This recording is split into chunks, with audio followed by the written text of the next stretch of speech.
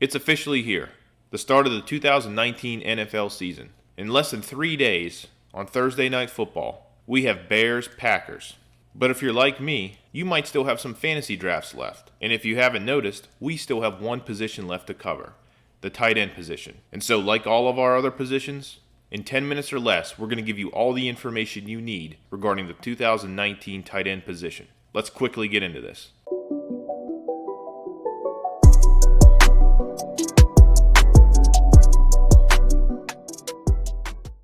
Welcome back, everyone, to No Huddle Fantasy Sports. And thank you for tuning in. If you haven't done so already, please check out our older videos. We've covered the quarterback, running back, and wide receiver positions so far for 2019. Please share the video and consider subscribing yourself.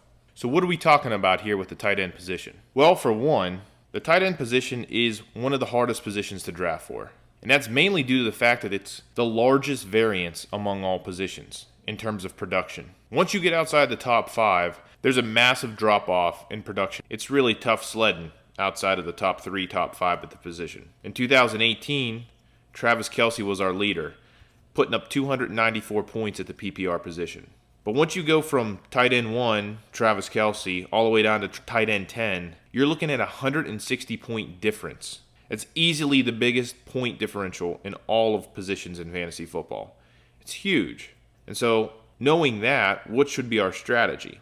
Well, I have no issue taking any of the top guys, Travis Kelce, Zach Ertz, George Kittle in particular, at their current ADPs. If you're pulling for Travis Kelce or George Kittle, Zach Ertz, all those guys are really worth it. They put up wide receiver numbers at the tight end position. And like I said, that variance is so big at the position, you really stand out. But if you're not one of the lucky guys to draft Kelce, Ertz, or Kittle, it's my opinion to just wait.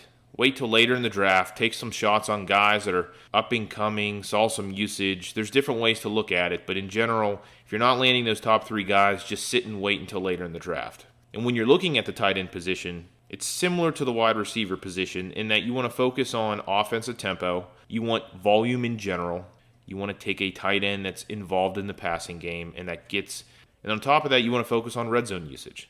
This is probably my favorite indicator to focus on and stat to look at when looking for tight ends. Certain guys are used really heavy once you get inside the 20 and inside the 10. And so that's my strategy for 2019 at the position. So with that said, we can start talking about who we are targeting. It's Travis Kelce, Zach Ertz, and George Kittle. But of the 3, it's not a surprise here, Travis Kelce is the number 1 guy. He has been simply dominant over the past 3 seasons. He's had 80-plus receptions and 1,000 yards each and every year over the last 3 seasons. He's coming off a career year in 2018, receptions, yards, and touchdowns. In general, if you look at his stats, he's outscored most receivers and running backs. He's averaged 9.4 targets a game, good for 10th overall in the NFL, 6.5 receptions a game, good for 11th in the NFL. And our favorite stats, inside of the red zone for tight ends, he's had 26 targets. He had 17 receptions off those targets, and he had a 25% team usage inside of the red zone. By far, Travis Kelce is the safest tight end to take in fantasy. He's easily the number 1 tight end off the board, going right now ADP 1 at the position and the 17th overall pick. I have no issue whatsoever taking Travis Kelce in the late 2nd round. Up next, we have George Kittle and Zach Ertz. These guys are really 1A to 1B for me. I could flip-flop them all day long. If I had 100 drafts, I'd probably split them 50-50. And they're typically, if you look at ADP right now, going one after another. George Kittle's ADP 2nd at tight end, going as a 30th overall pick. Zach Ertz is the 3rd tight end, going to 31st pick. But I have George Kittle listed first here. He led all tight ends in 2018 with 1,377 yards. And with that, he actually set the NFL season record in yards by a tight end. What stood out the most here about George Kittle, though, was his yards after catch. Of his 1,400 yards, nearly 900 of those yards were yards after catch. George Kittle's 873 yak yards is number 1 all time. Not at the position, but just in general in the NFL. An outstanding season for George Kittle. If we drill down to the red zone here, he had 19 total targets inside the 20 last year, resulting in 10 receptions and a 26% team usage rate. So all good things here. His team usage rate inside of the red zone was actually higher than Travis Kelce. He obviously scored more yards than Travis Kelce last year.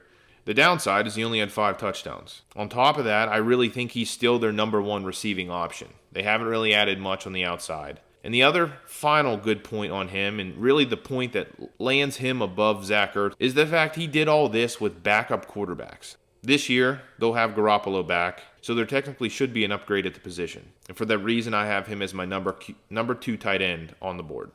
But closely following him is Zach Ertz. The big thing here with Zach Ertz is his targets and his targets per game were number 1 at the position. And just like George Kittle, Zach Ertz broke his own record last year with 116 receptions at the tight end position, now an NFL record. He had 156 targets that averaged 9.8 targets a game, both number 1 at the position. And his numbers improve when Carson Wentz is on the field. We should have a full season of healthy Wentz this year. And finally, you really can't get much better than red zone for the tight end position than Zach Ertz. He led all tight ends with 28 total targets, resulting in 16 receptions and a massive 33% usage rate inside of the red zone. Again, all of this tops the tight end position. Zach Ertz has the upside. He has the usage, and he has a knack around the end zone to be the number 1 tight end in 2019. He has his quarterback back, gets the volume, and has a lot of red zone usage. I expect big things again from Zach Ertz this year. I have no issue with you taking him or George Kittle in the 3rd, and if you're lucky, 4th round. So like I mentioned, once you get outside those top 3, it's a really, really drastic drop-off. I went ahead and listed 4 other guys. First up here, I've listed Jared Cook for Oakland. I don't really like Oakland. I've talked about players, but Jared Cook kind of sticks out because of the numbers he put up in 2018.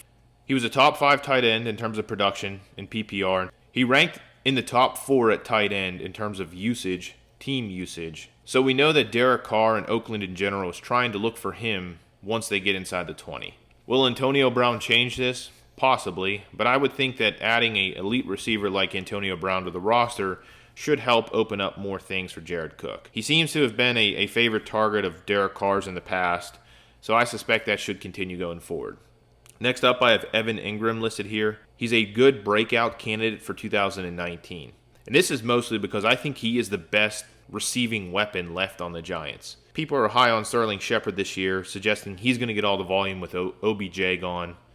But I really think it's all going to go to Ingram. He's a big, athletic tight end, has shown a lot of promise in the past. In fact, I think if I remember correctly, he ran a faster 40-yard dash time than Odell Beckham did at the Combine. So, in my mind, look for Ingram to benefit the most with OBJ gone. And if you're looking for a guy that has some upside and could stand out as a big breakout candidate in 2019, I think he's your man. Next up is Hunter Henry for the Los Angeles Chargers.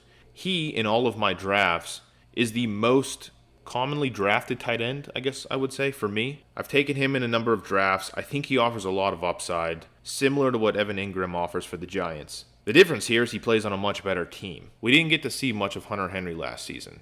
He got injured before the season started, missed almost the entire season, only to come back to play against the Patriots in the playoffs, and even then he played limited snaps. But if you remember, Hunter Henry was a breakout candidate for 2018. There were a lot of high expectations for him, his athleticism going into the season. He's going much later in drafts compared to a number of the guys I've already mentioned, but he still offers a lot of upside. And the big thing here is Phillip Rivers. Phillip Rivers has been known in the past to favor tight ends. I think Hunter Henry fits that role nicely. He should get a lot of volume and a lot of opportunity working with Rivers in 2019. And the final guy I have listed here is Trey Burton for Chicago. The Chicago offense has gotten considerably better year after year. And if you look at last season, I believe the first half of the season, Trey Burton was a very solid top 15, maybe even top 10 tight end.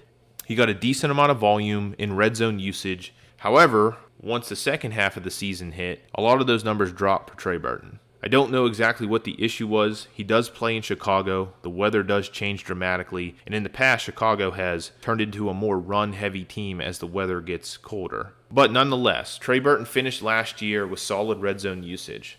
22% was his team usage number in the red zone inside of the 20 for 2018. And so that wraps up the tight end position for 2019. It is top heavy. Focus on those guys, top 3, top 5.